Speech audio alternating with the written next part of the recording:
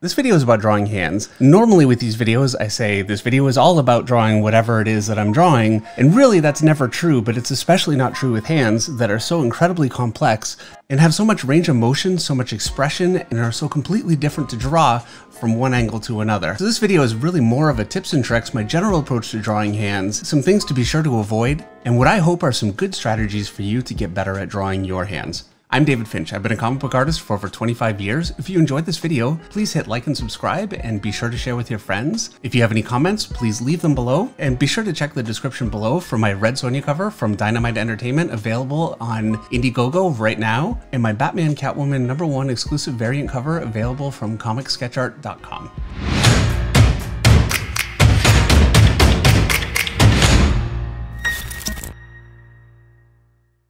So I'm going to go ahead and start with a very simple diagram of the hand. Here's where the palm of the hand comes off the wrist. This will be the back of the hand really. And then I'm drawing a curve for where my fingers come out because your fingers don't come out of your hand in a flat line. They come out in a curve. Your knuckles also move in a curve, and then the tips of your fingers have that even more accentuated. You can see that they're heavily curved. And so I start with that here.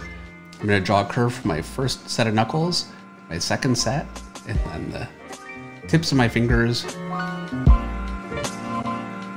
and then a bit of a triangle just back here for where my thumb projects out, and I'll just draw a simple curved shape for my thumb. So I've got a pad for my thumb here, and we'll go into that in just a little bit more detail later on, but just to start, the thumb comes out of the hand just like this.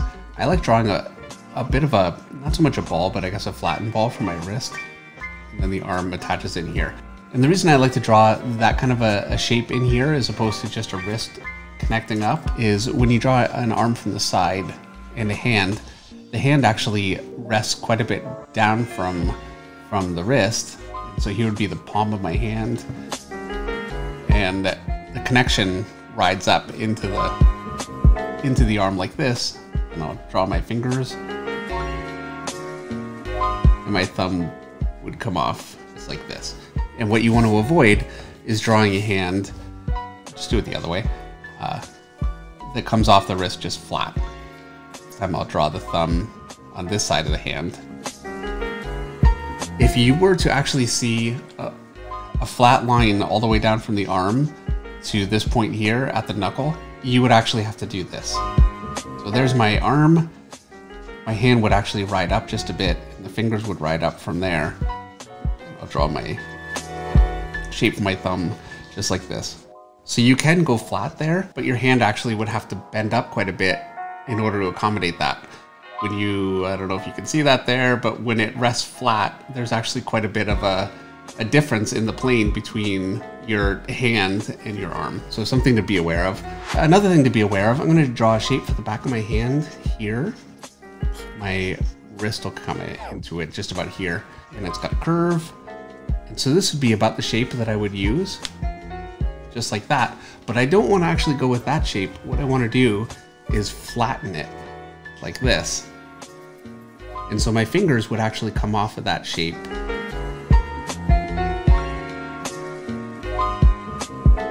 More like this. And so my knuckles would be here, and then my fingers at the bottom would actually connect all the way down here. This is obviously a pretty simplified hand, but just to get the point across that there's actually a real plane here. It's a horrible drawing, but hopefully it gets across the point that your knuckles actually rest quite a bit further in your hand than the webbing on the inside of your hand. And you can really see it with my hand here. So you want to make sure that that's something that you're capturing. So if I had to draw a hand, there's one finger, another finger, and my knuckles are up here. The webbing is all the way down here. Quick and ugly drawing to get the point across, but you really want to make sure that you're establishing that plane and that you're not drawing a hand that basically looks like this. And it's a very easy mistake to make. And so there's a hand with really no webbing at all, and it really should be much more down here. From here, I want to cover the way that your fingers actually curve into your hand when you curl your fingers. And so I'm going to draw a palm this time. I'll draw an overall shape for my thumb where my thumb comes out of the bottom of the hand. And if I straighten the fingers, they come out of the hand just like this. But when I curve them, I'm gonna curve my index finger. And this is a really simple drawing. I want to get enough of these points across as quickly as possible before we move into something a little more complex, but you can see they all curve in toward the thumb. The most natural way when you curve your hand, they curve toward the thumb, and that's so you can easily grab things with your hand and with your thumb. You can actually curl your fingers down just flat. And so here's my thumb. And so that can work, but it's actually a little bit easier to just bring in this outer knuckle. So from the side, there's the side of my hand, the heel of my hand, and I'm gonna draw my index finger curving in, and then my pinky is gonna curve much more. And so you see, even though you're seeing the hand from the side, my knuckles actually ride along and inward there. And understanding that can just make your hands look a little bit more natural. All right, so I wanted to talk about drawing fingers. And the way that I learned how to draw fingers really is just by drawing tubes, which makes sense because they are basically tubes. And I can draw it just kind of curving down just like this, and they're interconnecting tubes. And I find that works, but it's not actually really a practical way for me to approach it, and it's something that I've kind of moved away from. And so what I do is a bit more of a flattened shape. And so it'll be just a little bit more like this. And I just find that this graphically works a lot better for me. But I also found something that really works for me is just to think of fingers as being very rigid on one side and then very soft on the underside, and then connecting up like that. And I could really get something that really looks like a pretty realistic finger with very little effort just by using that kind of a shape. And so what I'm drawing there, these are my knuckles. I guess I need one more ridge for my main knuckle that connects to the fleshy part of the hand.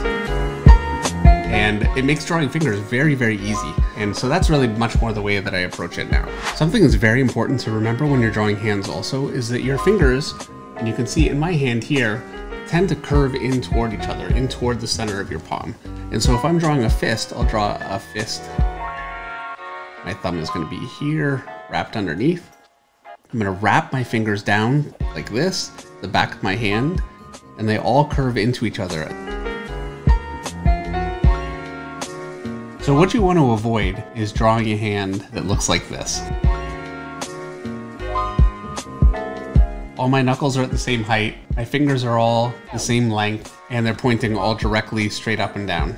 So when you draw your fist, and this will be directly from the front again, your fingers all subtly come inward, the back of your hand has a curve to it, your center knuckle is going to be the highest, and so you can draw your knuckles downward from there, and then your fingers all have a bit of a wrap, just like that. And that will really avoid you ending up with a hand that looks very, very phony in a fist. And it's very simple, just making sure to curve them inward as you go and making sure to curve the back of the hand. And I'm also curving the bottom just a little bit too. And I'm accentuating that curve by taking my index finger, pushing it out a little bit, and then my other fingers, and then bringing them back. And so this will be my middle finger here, my third finger, and then my pinky, just like this. And that looks much more realistic to how an actual hand bends than if I was to do the side of the hand just like this. All exactly straight. So you really need to be aware of those kinds of curves and the way that they affect your hand as you clench your fingers together. All right, so I wanted to talk a little bit about finger anatomy.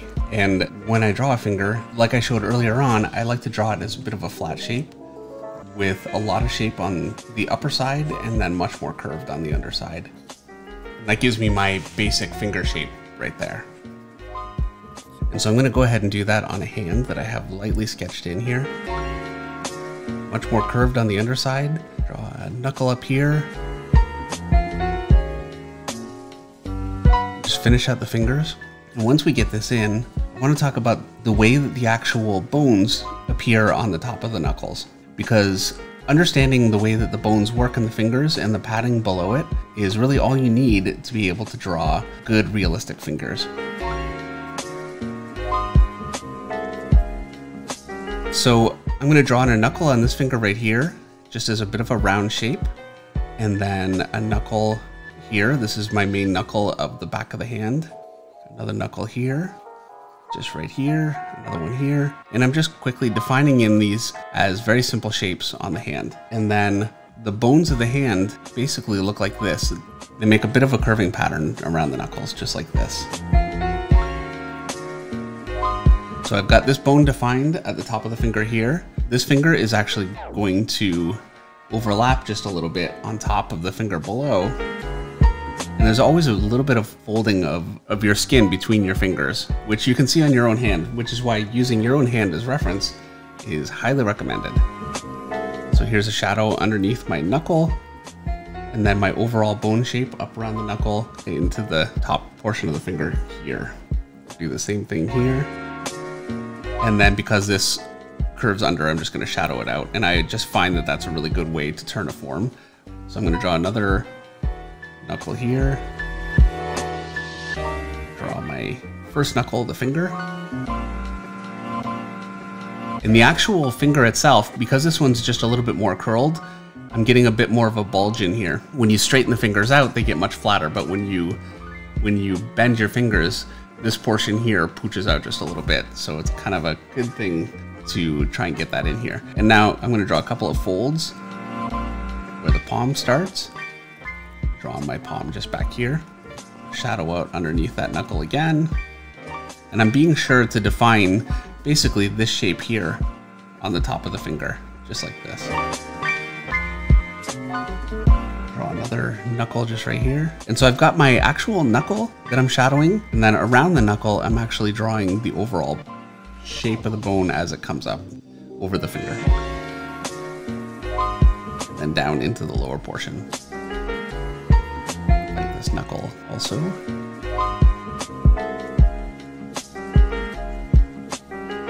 Pooch that out just a little bit because it's a little more bent. And then shadow under here as well. And then one more finger, finish it out, and let me get this shadow defined properly here. So again, a shadow under the knuckle, just a bit of a definition of that shape of the bone. Another shadow here. I'm gonna go ahead and define in the back of the hand, my major knuckle at the top of the hand here. And then I can always go ahead and draw just a little bit of wrinkling on the back of the knuckle here. So you want enough to define that shape in there, but you don't want to go so heavy with it, especially on a female hand. I tend to avoid these almost entirely for women's hands. I just like to keep them a little bit more clean looking. And so that's really how I would go ahead and define my fingers. So it really is my major knuckle. I'm going to shadow underneath it just like this. My major knuckle, my central knuckle, I guess. And then the overall bone shape around it, and then another knuckle just like this. And then the tip of my finger would be basically like this. And that's really the way that I define my anatomical shapes, the bone shapes on top of the fingers. And obviously I want to keep this just a little bit more clean. If you overextend these lines too much, it can start to look a little fake. So what you want to do is indicate them, but don't draw all the way through. And now to draw a thumb, I'm gonna sketch in a shape for my thumb here. A much harder shape with peaks on the top and then much softer on the bottom. And that kind of creates a padding right here. That all leads into the large muscle on the interior of the thumb here. My fingers will extend out from that. And let me just quickly indicate in a fingernail, a thumbnail, I guess. Padding for my thumb here. I'm gonna insert my nail and just ride the shape above it, just up over it a little bit. My knuckle. And you can see I'm lightly defining my bone just in here, and this is the padding just underneath it. And I'm probably over accentuating it a little bit just for the example, and it's looking a little bit overdone, but I really want to make sure to get those details into this. And this is a large shape, so I'm going to go ahead and put a pretty large shadow just underneath the shape here. And then I've got basically folded skin detail that wraps essentially just like this. And so I can just follow that around. Just give it enough to give it a little bit of believability. All I'm doing is creating a shape, giving it a little bit of a curve out like this, just to give it a little bit of character, and another shape here, and I can connect them.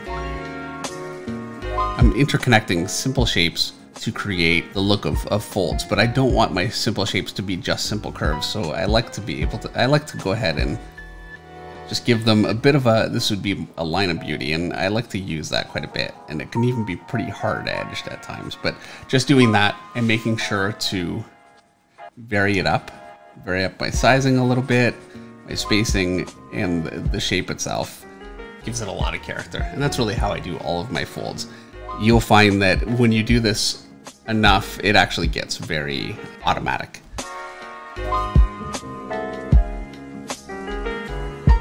Some tendons for my wrist, and there's a thumb. For this drawing, I've got the back of the hand defined in, and I'm going to use it to detail some of the back of the hand. And this is something that took me quite a while to get kind of a balance and figure out how to make it work for me consistently without looking too overwrought and like too much of a mess. And I can still get a little bit carried away with this at times, but go ahead and get this defined in just a little bit cleaner.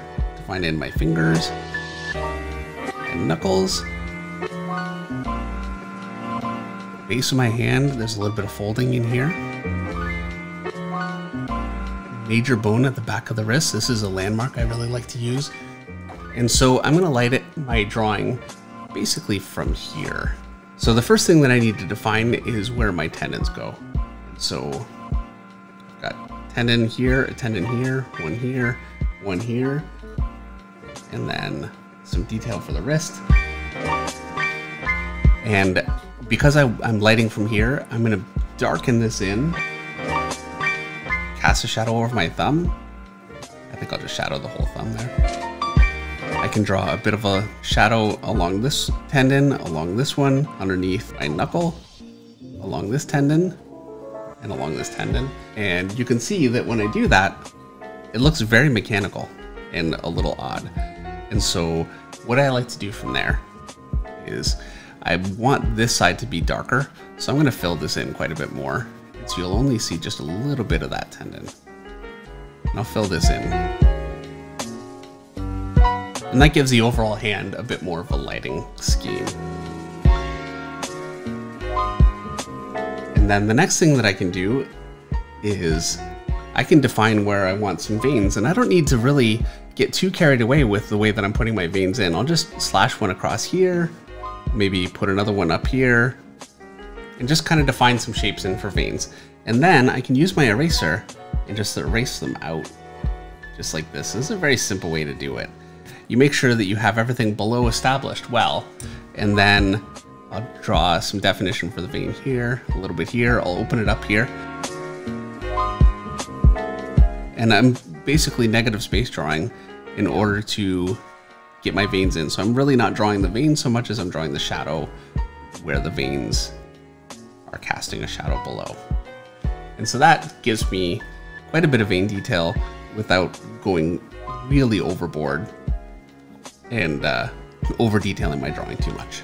And that is how I get my veins established on the back of the hand. Another place where you'll find veins on your hands, and I think is a detail that can really be pretty effective. I've got my knuckle drawn in here, and if I draw another bit of a shadow dipping underneath it, just like that, that defines a vein just resting under that knuckle. And I really like how that can look.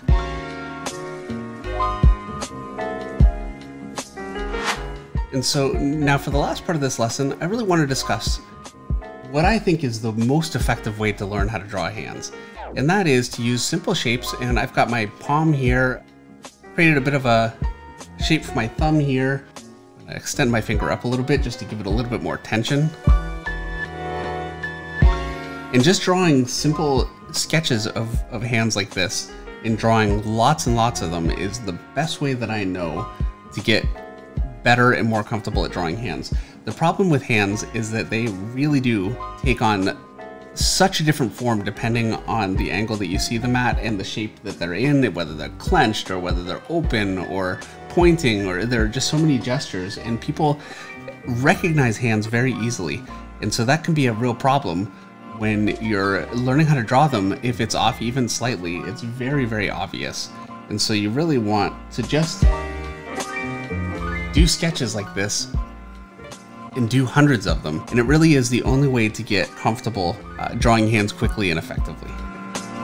So I'm gonna draw a hand with the fingers extended. And when your fingers are extended, it's really the one time when having your fingers pointing outward from the palm and splaying works. So it's good to be aware that if the fingers are straight out, then it works to have them splayed. But if they're curled at all, they curl back in toward the palm.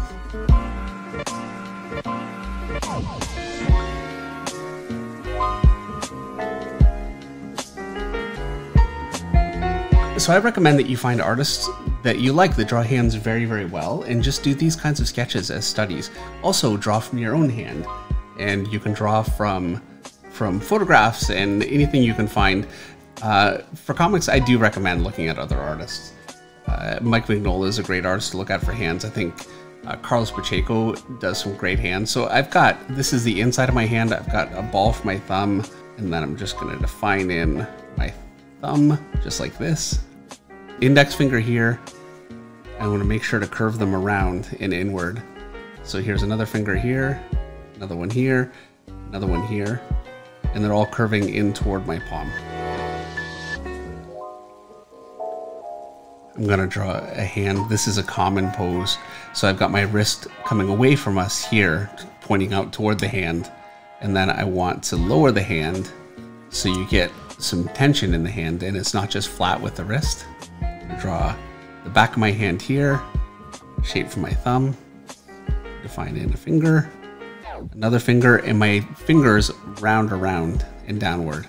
And so I could even actually see my pinky all the way down like this. And I have a choice with my thumb. I can draw my thumb like this along the hand. I can extend it outward from the hand like this. I'm gonna draw a fist. My wrist is gonna come out of it like this. My thumb is gonna be here.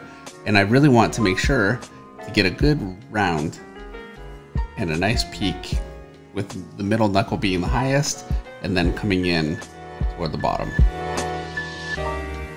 Here's my index finger, my middle finger, with that knuckle defined,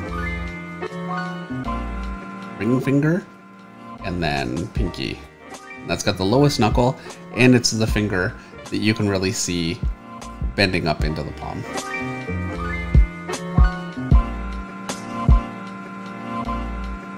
Drawing a hand from the side. Again, just a simple sketch study.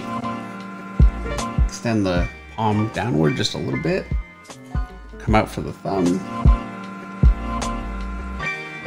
From the top of the thumb, it has basically a spade shape, like this. There will be your knuckle, your back knuckle, and there's your fingernail. And so I've given it that kind of a shape because I want it flat.